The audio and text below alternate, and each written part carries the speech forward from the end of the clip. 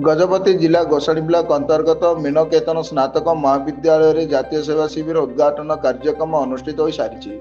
चलित मास 9/1/2024 तारीख ठारू 15/1/2024 तारीख जाए सोहरा गोसाणी ग्राम में सफेई वृक्षारोपण सड़क सुरक्षा स्वास्थ्य सचेतन कार्यक्रम अनुष्ठित हो। समस्त स्वेच्छासेवी उपस्थिति एवं महाविद्यालय अध्यक्ष श्री गोदावरी जेरा पौरोहित्य डॉक्टर श्री लंबोदर राउत कार्यक्रम अधिकारी तत्वावधान में शिक्षा विभाग अध्यापक डॉक्टर नागेश्वर राव तेलुगु अध्यापक डॉक्टर नंबाला भानुश्री राजनीति विभाग अध्यापक श्री दुर्गा प्रसाद पट्टनायक मंचासीन हो जातीय सेवा विषय में सम्यक आलोकपात करथिले।